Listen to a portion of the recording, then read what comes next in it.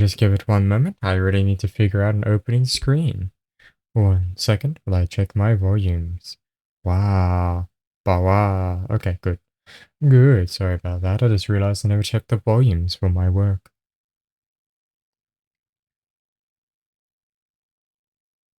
Hello, stream elements.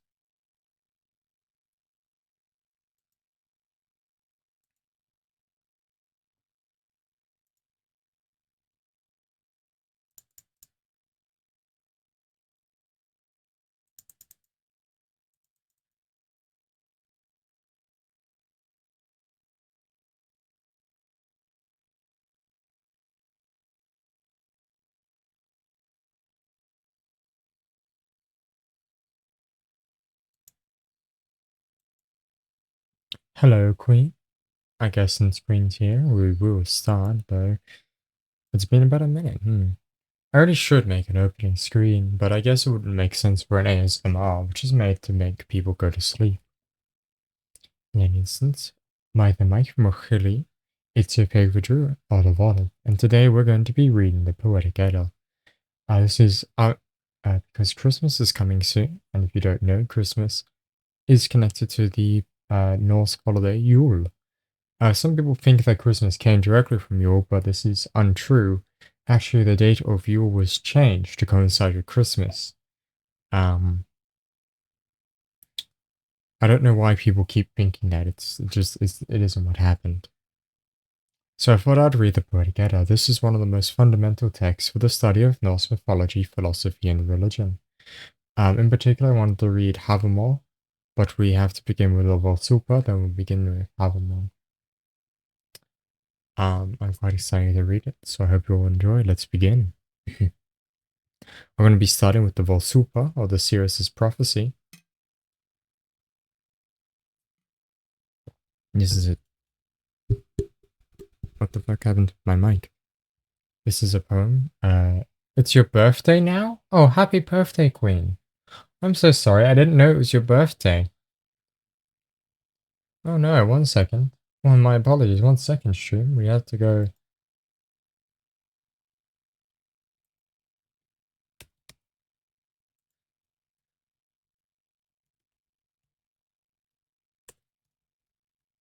You got born very close to Christmas.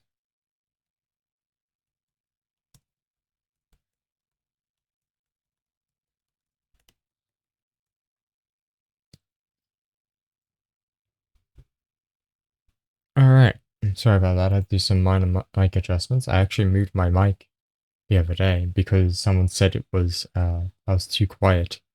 Hope this sounds good for everyone. Now that I made sure everyone in the server knows that it's your birthday, and they will say happy birthday to you, or they will face my wrath, my olive wrath. Let's begin. This will be the Volsupa, which is a conversation between Odin and a Cirrus. Herein I ask from all the tribes, greater and lesser, the offspring of Heimdall, father of the slain, you wished me well to declare, living beings' ancient stories, those I remember from furthest back. It's an important announcement. I remember giants born early in time, those nurtured me long ago. I remember 9 worlds, I remember 9 giant women, the mighty measuring tree below the earth. Early in time Ymir made his settlement. There was no sand nor sea nor cool waves. Earth was nowhere nor the sky above. A void of yawning chaos, grass was there nowhere. Before the sons of Bur brought up the land surface. Of course I did. In fact, I'll add everyone in every server that you're in. If Rafi won't do the same, then I'm gonna have to, tell him to. Before those who shaped glorious Midgard, the sun shone from the south on the stone hall. Then the ground was grown over with green leaf. I should also apologize, chat. I was meant to organize a collab with Rafi, but it did not. It's not really seeming to pan out. He's taking his sweet time to organize the times. From the south, Sun, companion of the moon, threw her right hand around the sky's edge. Sun did not know where she had her hole. The stars did not know where they had their stations. The moon did not know what might he had. Then all the powers went to the thrones of fate, the sacrosanct gods, and considered this. To Night and her children they gave names. Morning they named in midday, afternoon and evening to reckon up in years. The Aesir met on Idaval plain. High they built altars and temples. They set up their forges, smithed precious things, chipped tongues and made tools. They played checkers in the meadow, they were merry. They did not lack for gold at all, until 3 ogre girls came, 4 powerful women, out of giant land. Then all the powers went to the thrones of fate. The sacrosanct gods considered this. Who should create the lords of the dwarfs, out of Brimir's blood, from the blade's limbs? There Modsognir became most famous of all dwarves, and Durin next. Many man-like figures the dwarves made out of the earth, as Durin recounted. New moon and dark of moon, north and south, east and west, master thief, Valen, Beaver, Bavor, Bomber and Nori, Arn and Nar, great-grandfather and mead wolf, Liquor and Starfell, Wind elf and Frayne, known and foreign, Thrall, colour and wise, corpse and new advice. Now I have rightly, Regan and counsel clever, reckoned up the dwarves. So it seems that the names that Tolkien does is just lifted from this poem. That's interesting. Also, just so everyone's not so confused, it seems that some of the names have been translated into English. So it'd have color and wise, and that would be the Old Norse words for 2 of the dwarves. Fili and Keely, Foundling and Gnarly, Haft and Vili, Hanna and Svir, Fra and Hornborough, Freyg and Seapool. Sorry. Loamfield, Yari, Oakenshield.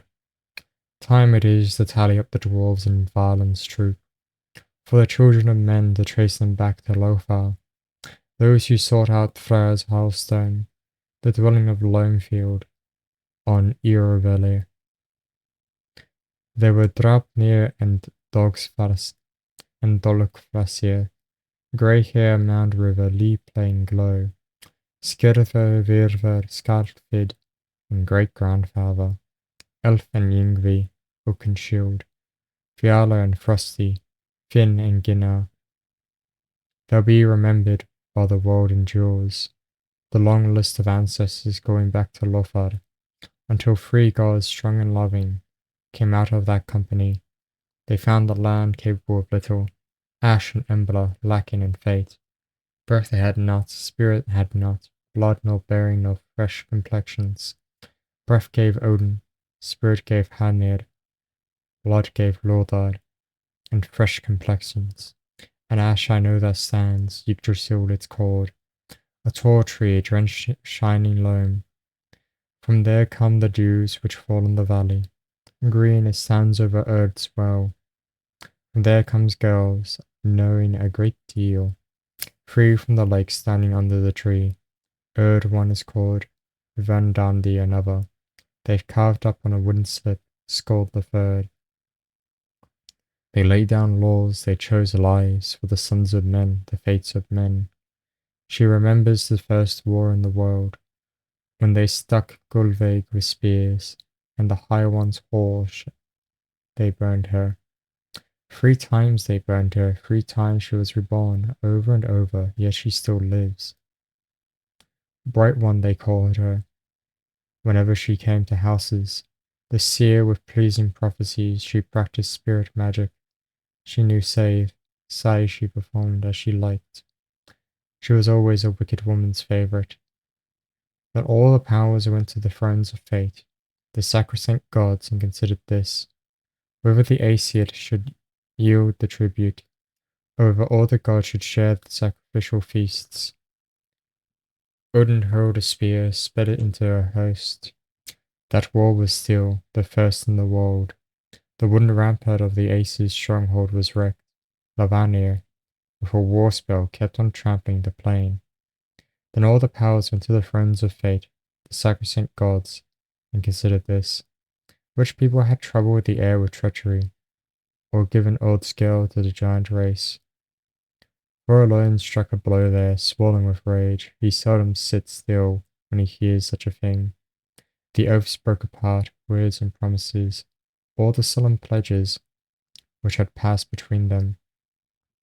She knows that Heimdall's hearing is hidden under the bright ground growing sacred tree.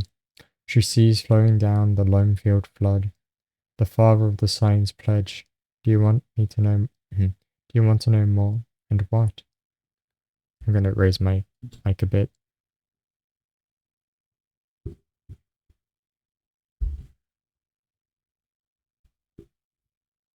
Huh. I'll fix that in a second after stream. Alone she sat outside when the old man came, the terrible one of the Aesir, and he looked her in the eyes. Why do you question me? Why do you test me? I know all about it, Odin, where you hide your eye. In Mimir's famous well. Mimir drinks mead every morning from the father of the slain's pledge. Do you want to know more? And what?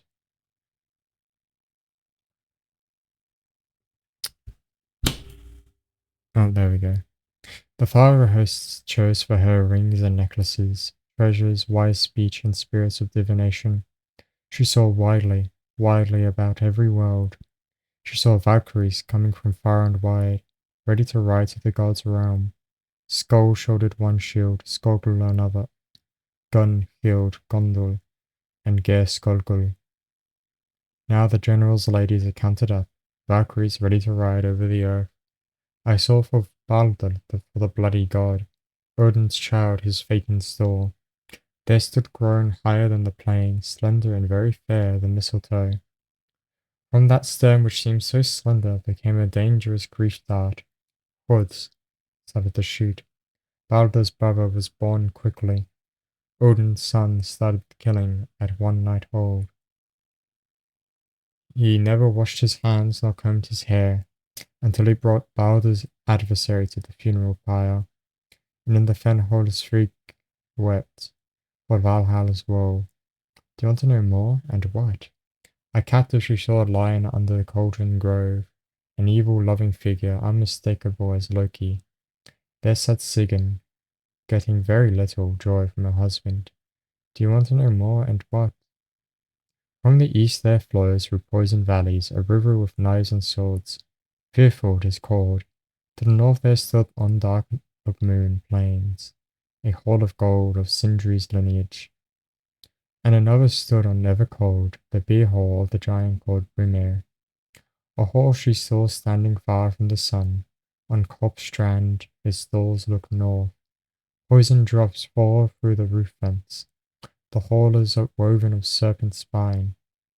She saw wading in the turbid stream, false oath swearers and murderers, and the seducer of another man's close confidant. There Nidhogg suck the corpses of the dead. A wolf tears at men. Do you want to know more? And what? In the east sat the old woman in iron wood. She gave birth there to Fenrir's offspring. One of them in trollish shape shall be the snatcher of the moon. Ink glots itself on doomed men's lives, reddens the gods' dwelling with crimson blood. Sunshine becomes black, or next summer. Weather all vicious. Do you want to know more? And what? He sat on the mound and struck his harp, the giantess husband, cheerful Egfe. Near him, crowded in gallows wood, that bright red rooster, who is called Fowler. Golden comb crowed, golden comb crowed near the Aesir. He wakens the warriors at Father of Hosts Hall, and another crow bellows the earth. A sooty red cock in the halls of hell. Garm bays loudly before the Nipa cave. The fetters will break and the ravener run free. Much wisdom she knows, I see further ahead, to the mighty doom of the gods, of the victory gods. Brother will fight brother and be his slayer. Sister's son will violate the kingship bond. Hard is the world, whoredom abounds, axe age, sword age, shields are cleft asunder, wind age, wolf age, before the world plunges headlong. no man will spare another. The sons of Mim are at play, and the measuring tree is kindled. At the resounding gala horn, Heimdall blows loudly his horn in the air. Odin speaks with Mim's head. The ancient tree groan, and the giants get loose. Yggdrasil shudders, the tree stands upright. Now Garm bays loudly before the Nipka cave. The fetters will break and the Ravener run free. Much wisdom she knows, I see forever ahead to the mighty doom of the gods, of the victory gods. Thrym drives from the east, heaves his shield before him. The great serpent rises in giant rage. The serpent churns the waves, the eagle shrieks in anticipation. Pale-beaked he rips the corpse. Naglfar breaks free. A ship journeys from the east, Muspel's troops are coming. Over the ocean and Loki steers.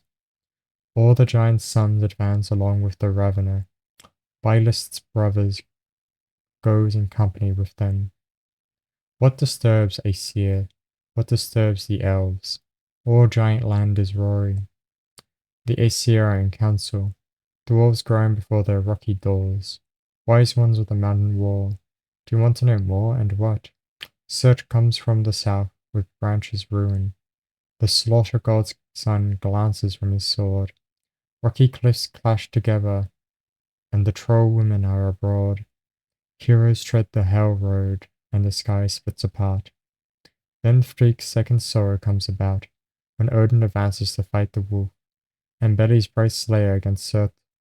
Then Freak's dear beloved must fall. Then comes Victory Father's strong son, Vidar to battle the beast of slaughter. With his hand he sends to Loki's son's heart, his sword to stab, then his father is avenged. Then comes Hlodden's glorious boy, Odin's son advances to fight the serpent. He strikes in wrath Midgard's protector. All men must abandon their homesteads. 9 steps Fjorgen's child takes, exhausted from the serpent which fears no shame. The sun turns black, the land sinks into the sea, the bright stars vanish from the sky. Steam rises up in the conflagration. Hot flame plays high against heaven itself. Now Garm bays loudly before the Nipka cave. The fetters will break and the Ravener run free. Much wisdom she knows, I see further ahead, to the mighty doom of the gods, of the victory gods. She sees coming up a second time, earth from the ocean eternally green. The waterfalls plunge and eagle soars above them, over the mountains hunting fish. The Aesir finds another on Idavol, and they converse about the mighty earth girder and Fimbulta's ancient runes. They will be found again in the grass, the wonderful golden checkers, those which they possessed in the bygone days. Without sowing fields will grow, all evil will be healed, Baldur will come. Odin Baldur will settle down in Hrop's victory homesteads. The slaughter gods are well. Do you want to know more, and what? Then Heinir will choose a wooden slip for prophecy. The 2 brothers' sons build a settlement in the wide wind realm. Do you want to know more, and what? A hall she sees standing fairer than the sun, patched with gold at Gimli. There noble fighting bands will dwell, and enjoy days of their lives and pleasure. There comes the shadow dark dragon flying, the gleamy serpent up from the darkening hills. Nithog flies over the plains in his pinions. He carries corpses, now she will sink down. And that was the Volsupa, or the talk of the series. You heard at the end Ragnarok, or the end of the gods. Supposedly I had heard that the actual ending is that everyone will return, but I'm not too sure. We're now going to be saying what I actually wanted to read today, which is Havenball.